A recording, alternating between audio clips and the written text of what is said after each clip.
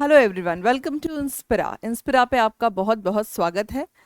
मैं बताऊं कि हम इंस्पिरा पे चला रहे हैं फ्री रिवीजन बैच, जिसमें हम कवर कर रहे हैं पिछले 10 वर्षों के सवाल। हमने 4 साल के सवाल कवर कर लिए हैं, 67वीं, 68वीं, 69वीं और 65वीं। आज हम शुरू कर रहे हैं 64वीं बीपीएससी प्रीलिम्स के क्वेश्चन। तो चलिए शुरू करते हैं 31वें नंबर से, क्योंकि 1 से 30 तक 2018 के करंट के सवाल थे जो अब हमारे किसी यूज के नहीं हैं। तो let's start from 31st question. तो हमारा पहला सवाल है आज के सेशन का, the earliest evidence of animal domestication and agriculture. Animal domestication and agriculture, Bharat में पशुपालन और कृषि के सबसे प्राचीन प्रमाण कहाँ से प्राप्त हुए? तो सबसे पहले हम जानेंगे कि ये शुरू कब से हुआ। पशुपालन और कृषि कब से शुरू हुआ? नवपाषाण काल से। कब से? नवपाषाण। नवपाषाण। और इसी को क्या कहते हैं? Neolithic age.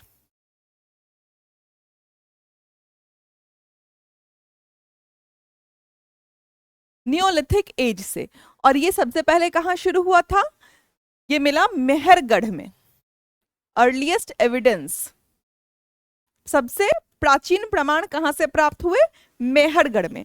अब आप मुझे कमेंट सेक्शन में बताएंगे बिहार का एकमात्र नियोलिथिक साइट कहां है, वो आप कमेंट सेक्शन में मेंशन करेंगे।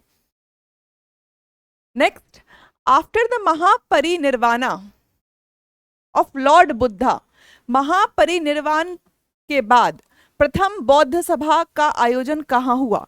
अब जैसा मैं कहती हूं कि प्रीवियस ईयर्स को करने का सबसे बड़ा फायदा क्या होता है कि हम ये जान पाते हैं कि एक ही क्वेश्चन को कमीशन ने कितनी बार रिपीटेडली पूछा है। तो हम अब देखेंगे कम से कम 4 से 5 बार हमारे लास्ट सेशन में ये क्वेश्चन आ चुका है कि फर्स्ट बुद्धिस्ट काउंसिल कहाँ हुआ था। तो फर्स्ट बुद्धिस्ट काउंसिल कहाँ हुआ था? राजगीर में। मैं यहां मार्क करती हूं, राजगीर पहला आंसर। दूसरा बुद्धिस्ट काउंसिल कहां हुआ था? वैशाली। तीसरा पाटलिपुत्र।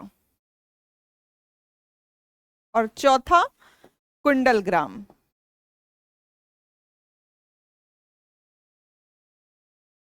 ये तो हो गए कि सभा का आयोजन कहां हुआ था, प्लेस। और किसके शासनकाल में हुआ था, यह भी जानना उतना ही जरूरी है। इसको मैं कहां लिखूं? यहां लिखती हूं, शासनकाल। राजगीर में जब ये आयोजन हुआ था तो उस वक्त राजा कौन थे? अजात शत्रु।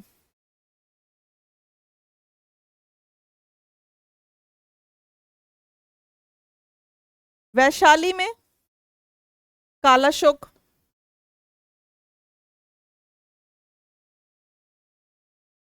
जब पाटलिपुत्र में हुआ था तब किनका शासनकाल था? अशोक का। और जब कुंडल ग्राम में हुआ था तब हुआ था कनिष्क।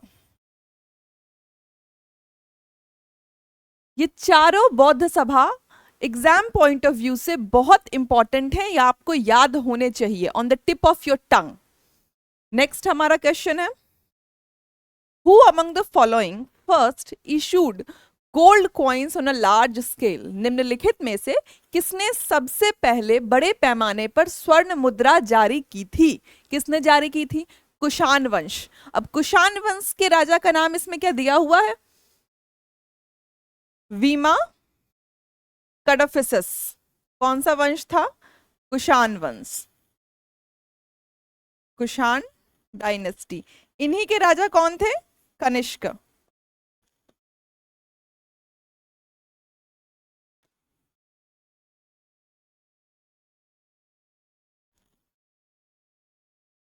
नेक्स्ट, निम्नलिखित में से किसने सबसे पहले यह स्पष्ट किया था कि पृथ्वी अपनी अक्ष पर घूर्णन से सूर्य का दैनिक उदय और अस्त होता है? Who among the following was the first to explain that the rotation of the earth on its own axis accounts for the daily rising and setting of the sun? किन्होंने किया था? आर्यभट्ट ने. The ruler of Suvarna Bhumi, who founded a Buddhist monastery at Nalanda and requested Devpal. सवाल क्या है कि सुवर्ण भूमि के ruler जिन्होंने एक बुद्धिस्ट मॉनेस्ट्री का फाउंडेशन ले किया था, कहां? नालंदा में. Requested Devapala through his ambassador to grant 5 villages for its maintenance. Suvarnabhumi का वह शासक जिसने नालंदा में एक बुद्ध मठ की स्थापना की थी और उसके रख रखाव के लिए अपने दूत के माध्यम से देवपाल से 5 गांव देने का अनुरोध किया था, वह कौन थे? उस राजा का नाम था बालपुत्र देव. ये कहां के राजा थे? Sumatra. The king of Sumatra.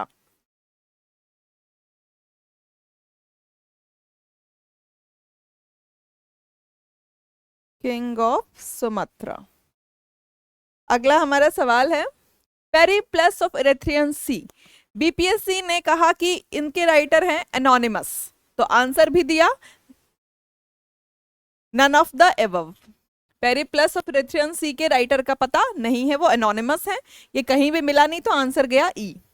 अगला the earliest description of Bakhtiyar Khilji's invasion in Bihar is in. Bakhtiyar Khilji के बिहार आक्रमण का सबसे प्राचीन विवरण किसमें मिलता है? सबसे प्राचीन विवरण मिलता है तबाकत ए नसीरी में. अब इसके ऑप्शन में देखिए, किताब का नाम लिखा है तारीख है हिंद. तारीख है हिंद लिखा किसने था? अल बरूनी ने. अल बरूनी ये एक पर्सियन राइटर थे जिन्होंने तारीख है हिंद में, हिंद नाम से देखिए, तारीख है हिंद में हिंदुस्तान के कल्चर को, उसकी डाइवर्सिटी के बारे में लिखा तारीख है हिंद में. तो इसको भी याद रखेंगे, ये भी अक्सर इस पे सवाल बनते रहते हैं. Next, which sultan demanded half the crops on and after measurement as revenue. किस सुल्तान ने फसल के माप के बाद उसका आधा भाग राजस्व के रूप में वसूलने की मांग की थी? किसने की थी? अलाउद्दीन खिलजी ने. तो हमारा इसका जवाब क्या है? अलाउद्दीन खिलजी. अगला हमारा सवाल है Sheikh Bahauddin Zakariya. Sheikh Bahauddin Zakariya belonged to which sect? किस सिलसिले से संबंधित थे? तो शेख बहाउद्दीन जकारिया संबंधित थे सुहरावर्दी सिलसिला से. इन ऑप्शंस में एक ऑप्शन मेंशन्ड है चिश्ती, चिश्ती सिलसिला. अब आप देखिए अजमेर शरीफ में जो दरगाह है वो किनके नाम से है? मोइनुद्दीन चिश्ती.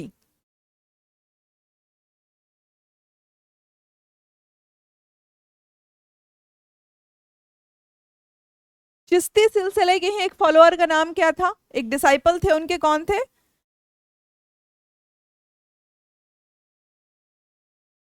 औलिया.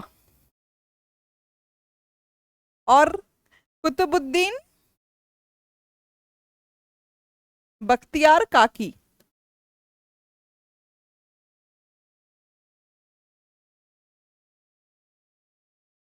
और ये थे निजामुद्दीन औलिया.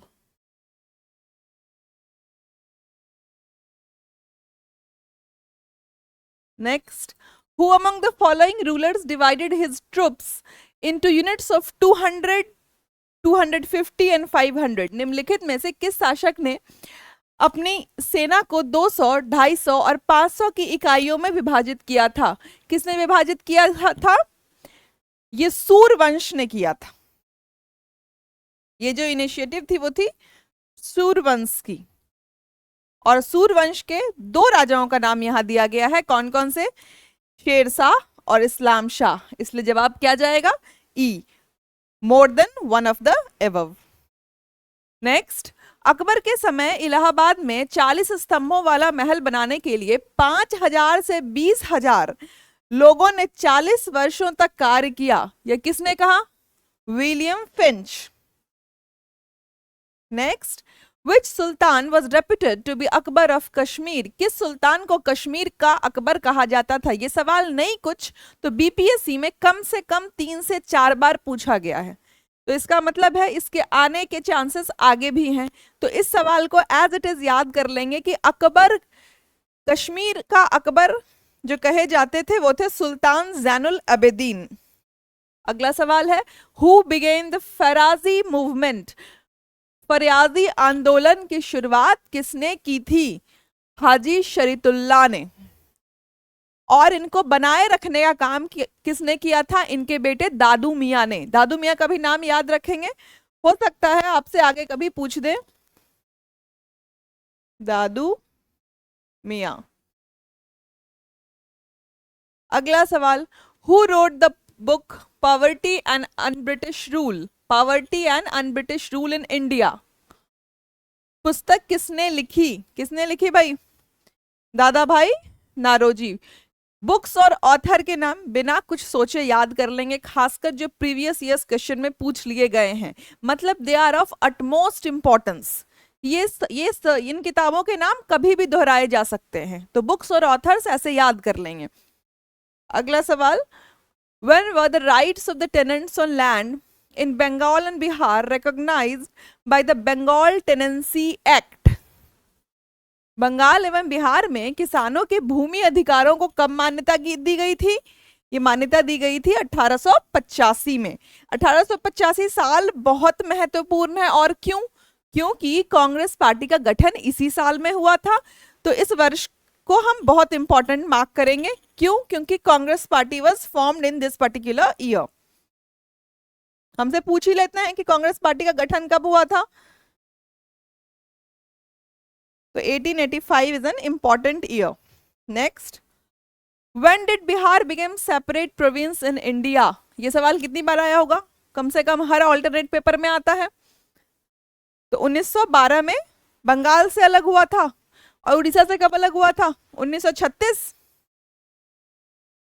तो ये दोनों वर्ष याद रखेंगे कि ये उड़ीसा से सेपरेट हुआ था। अगला सवाल, चंपारण में गांधी जी को किसने आमंत्रित किया था? ये भी बीपीएससी का बहुत ही फेवरेट क्वेश्चन है, 4-5 बार तो जरूर पूछ चुका है पिछले 10 सालों में। राजकुमार शुक्ला। चंपारण में जब इनको आमंत्रित किया था राजकुमार शुक्ला ने, तो मैं आपको बताऊं जो 1917 का चंपारण सत्याग्रह है, वो उसके नाम से जो सवाल आता है वो क्या आता है कि गांधी जी का पहला सत्याग्रह कौन था? The first satyagraha ever was Champaran सत्याग्रह।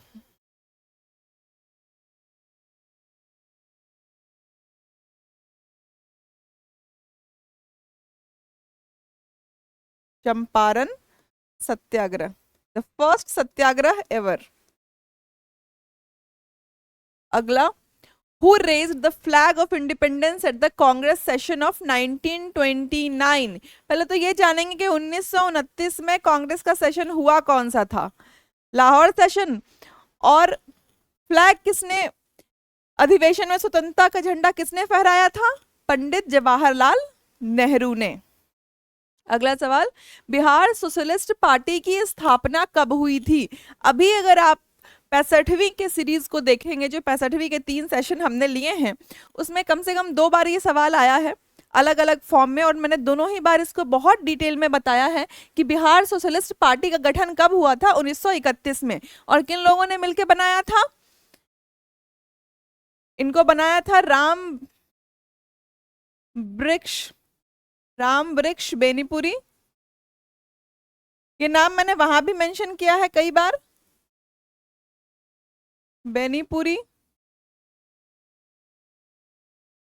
एक दूसरे थे गगन प्रसाद सिन्हा। तीसरा नाम आप कमेंट सेक्शन में लिखेंगे। Next, who among the following was the leader of first Congress ministry इन बिहार? निम्नलिखित में से कौन बिहार में पहली कांग्रेस मंत्रिमंडल के नेता थे? कौन थे भाई? Direct question, Shri Krishna Singh. अगला सवाल, निम्नलिखित में से कौन सा देश स्थल आविष्ठित है, मतलब लैंड लॉक्ड है? कौन सा कौन सी कंट्री लैंडलॉक्ड कंट्री है? ऑप्शंस क्या क्या है? Belgium, Hungary, Romania, Ukraine. अब देखिए रोमानिया और यूक्रेन दोनों किससे लगते हैं? ब्लैक सी से, काला सागर। बेल्जियम लगता है नॉर्थ सी। बचा कौन? हंगरी, जो आपका आंसर है। Next question, which one among the following is the largest island in area? कौन सा द्वीप क्षेत्रफल की दृष्टि से सबसे बड़ा है? कौन सा सबसे बड़ा है? अगर ये इस सवाल में ये ऑप्शंस नहीं होते तो जनरली सबसे क्षेत्रफल के हिसाब से सबसे बड़ा आइलैंड कौन सा है? ग्रीनलैंड। ग्रीनलैंड, थोड़ा बड़ा लिखूं।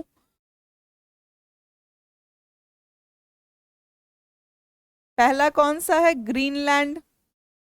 दूसरा सबसे बड़ा कौन है क्षेत्रफल के हिसाब से? Papua New Guinea. Papua New Guinea.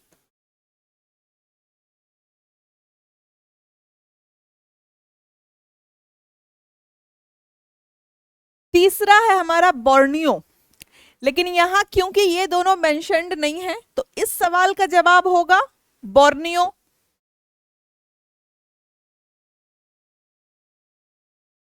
ठीक है। और चौथा भी दे रखा है, दैट इज मेडागास्कर। ये क्या है? चौथा। ठीक है। Next, which of the following areas Mediterranean climate does not prevail? निम्नलिखित में से किस क्षेत्र में भूमध्य सागरीय जलवायु नहीं पाई जाती है? अब इस सवाल के जवाब से भी ज्यादा महत्वपूर्ण है ये जानना कि मेडिटेरेनियन क्लाइमेट का फीचर क्या होता है, द मोस्ट स्पेसिफिक फीचर। इस मेडिटेरेनियन क्लाइमेट को लेके उसके एक फीचर से एक सवाल बनता है। अक्सर किसी न किसी पीसीएस एग्जामिनेशन, यूपीएससी में पूछ लेते हैं कि मेडिटेरेनियन क्लाइमेट का फीचर क्या होता है? Winter rain.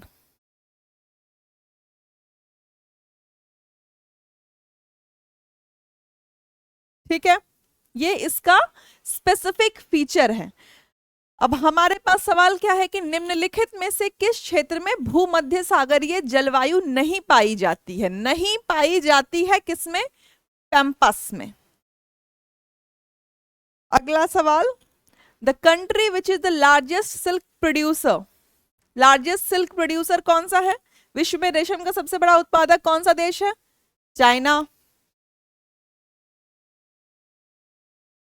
अगला सवाल क्या है अपना, निम्नलिखित में से कौन सा देश संयुक्त राज्य अमेरिका को छोड़कर, except USA, which is the largest crude producer?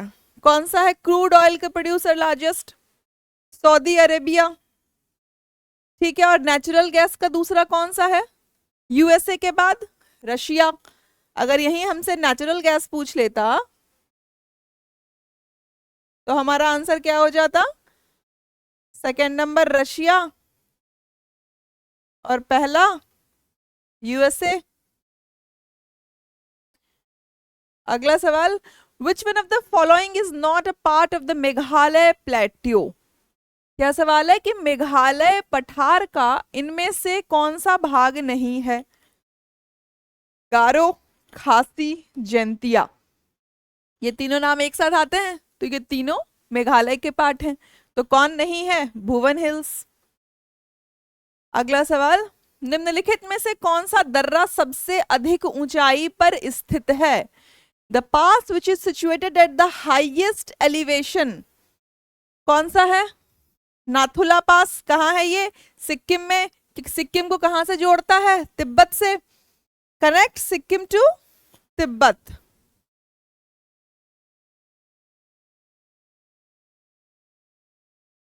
Khyber कहाँ है? पाकिस्तान में। बचा हमारा जोजिला। कहां से, किस जगह को किससे जोड़ता है जोजिला को? ये जोड़ता है लद्दाख टू कश्मीर।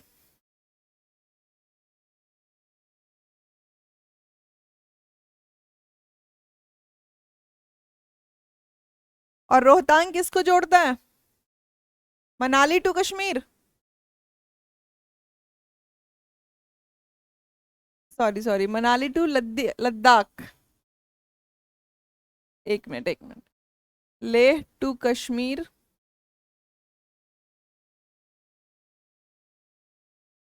और रोहतांग जोड़ेगा मनाली टू लद्दाख।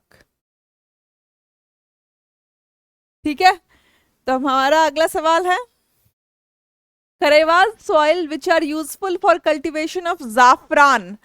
अब देखिए, जाफरान को लेके एक सवाल अपने पास 65वीं में या 67वीं में था कि सैफरन वर्ल्ड में सबसे बड़ा, विच is the who is the largest producer of saffron in the world, उसका आंसर था ईरान, था ना। सैफरन का लार्जेस्ट प्रोड्यूसर कौन सा था? ईरान। यहां हमसे क्या पूछा है कि करेवा सॉइल, केरवा मिट्टी जो जाफरान एक स्थानीय केसर का किस्म होता है कि खेती के लिए उपयोगी होती है, कहाँ पाई जाती है? सबसे अच्छा केसर कहाँ का होता है? कश्मीर का। तो कश्मीर हिमालयाज में करेवा सॉइल पाई जाती है। नेक्स्ट, एज पर 2011 सेंसस, 2011 की जनगणना के अनुसार भारत की कुल जनसंख्या में शहरी जनसंख्या का प्रतिशत लगभग कितना था? कितना था? 31%। Next, in government of India's Niti Ayog, which is an economic policy making think tank, what is the full form of नीति? ये बहुत पुराना सवाल है, अब आने के चांसेस कम है, लेकिन हमें नीति का फुल फॉर्म पता होना चाहिए कि national institution for transforming India, national institution for transforming India. Next our question is,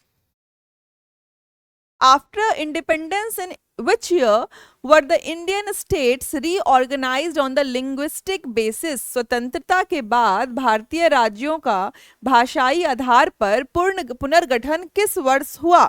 यह हुआ था 1956 में, स्टेट रीऑर्गेनाइजेशन एक्ट के मुताबिक। स्टेट रीऑर्गेनाइजेशन 1956, स्टेट रीऑर्गेनाइजेशन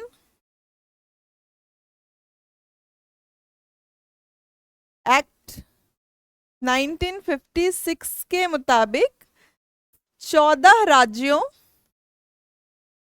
और 6 यूटीज, यूनियन टेरिटरीज का गठन हुआ था। ठीक है, अगले सवाल में चलें। भारत के किस राज्य को चीनी कटोरा कहा जाता है? सुगर बोल। किसको कहा जाता है? उत्तर प्रदेश को। हाईएस्ट प्रोड्यूसर है ना सुगर केन का Uttar Pradesh, this is known as the sugar bowl of India.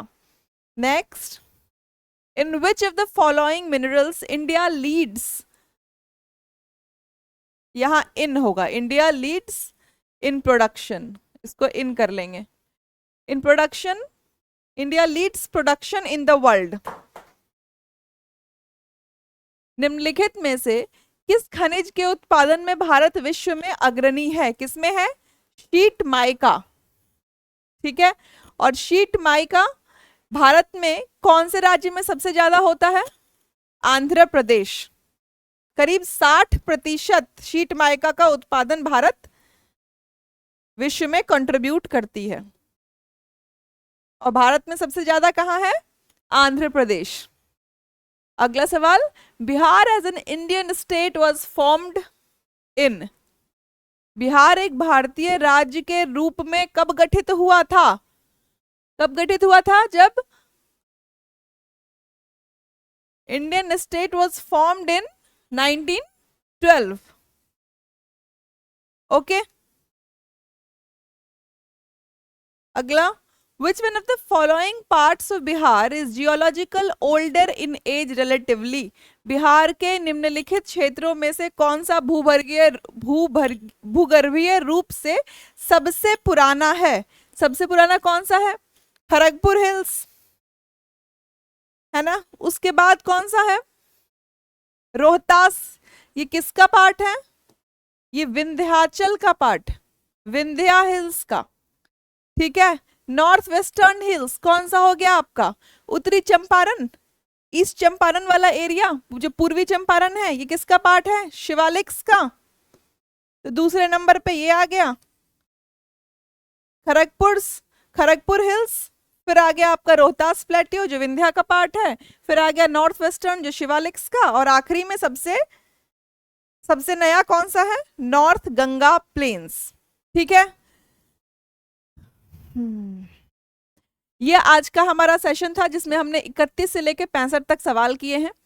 ये पार्ट 1 था। अगले सेशन में हम इसी 64वीं के ही और सवालों को देखेंगे, आगे के सवालों को करेंगे, तो सेशन में बने रहिए।